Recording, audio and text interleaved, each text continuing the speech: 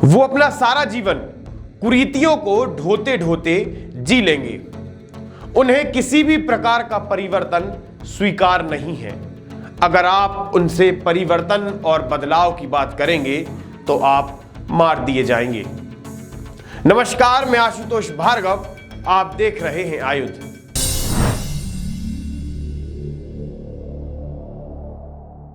आयुध की इस खास पेशकश खबरिया में आज हम आपको बताएंगे आखिर अस्पताल में हिजाब को लेकर क्यों हुआ विवाद।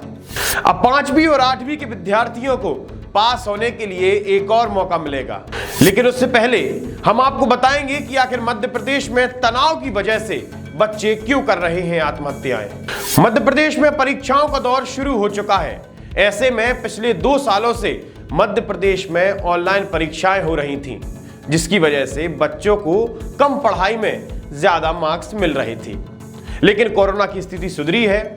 स्थिति सुधरते ही सरकार द्वारा यह फैसला लिया गया है कि इस बार से विद्यार्थियों को ऑफलाइन परीक्षाएं देनी होगी, जिसके बाद विद्यार्थियों की सूरत पर अलग ही चिंता नजर आ रही है। परीक्षाओं का तनाव इतना है कि परीक्षाओं की वजह से कक्षा 10वीं और 12वीं में पढ़ने वाले विद्यार्थी आत्महत्याएं कर रहे हैं, आत्महत्या करने का प्रयास कर रहे हैं। पिछले 2 दिनों में मध्य प्रदेश में बच्चों द्वारा आत्महत्या करने के 3 से 4 मामले सामने आए हैं। मामला सीहोर का है, जहां 17 वर्षीय 12वीं कक्षा में पढ़ने वाला विद्यार्थी परीक्षा से महज 2 दिन पहले फांसी के फंदे पर झूलकर अपनी जान दे देता है। उसके पास से किसी प्रकार का सुसाइड नोट बरामद नहीं हुआ है। मामले की जांच चल रही है, मामले की छानबीन चल रही है, कारण आगे पता चलेगा। दूसरा मामला छतरपुर जिले का है, जहां 10वीं में पढ़ने वाला एक विद्यार्थी डिप्रेशन में चला जाता है।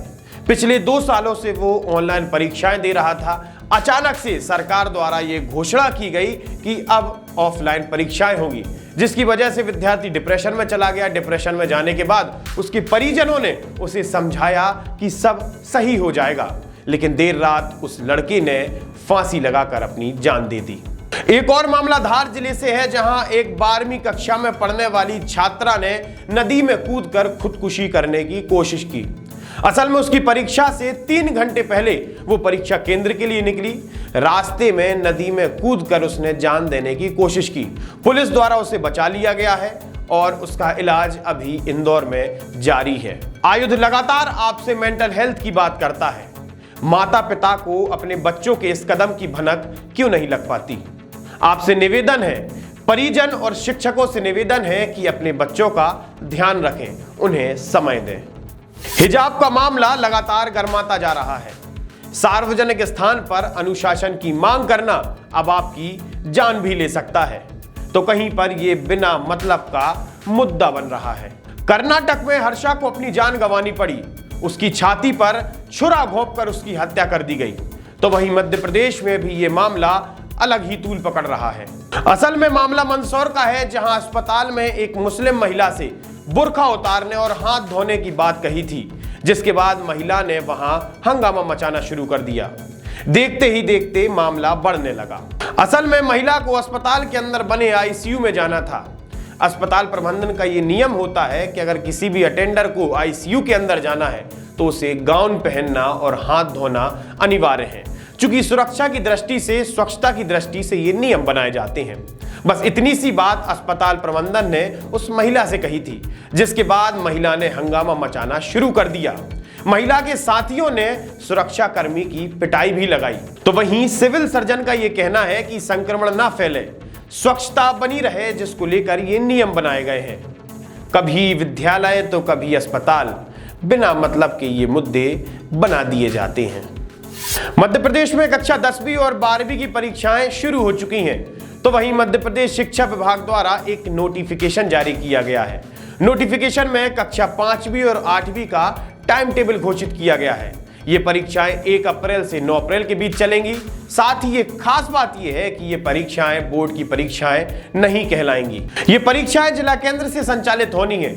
मध्य प्रदेश सरकार द्वारा जिला शिक्षा अधिकारी को ये आदेश दिए गए हैं कि इन परीक्षाओं को पूरी करवाने की जिम्मेदारी आपकी है।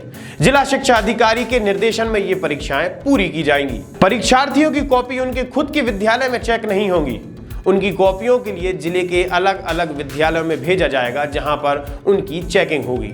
इसे बोर्ड की परीक्षा तो नहीं कहेंगे, लेकिन उसका प्रारूप कुछ वैसा ही है।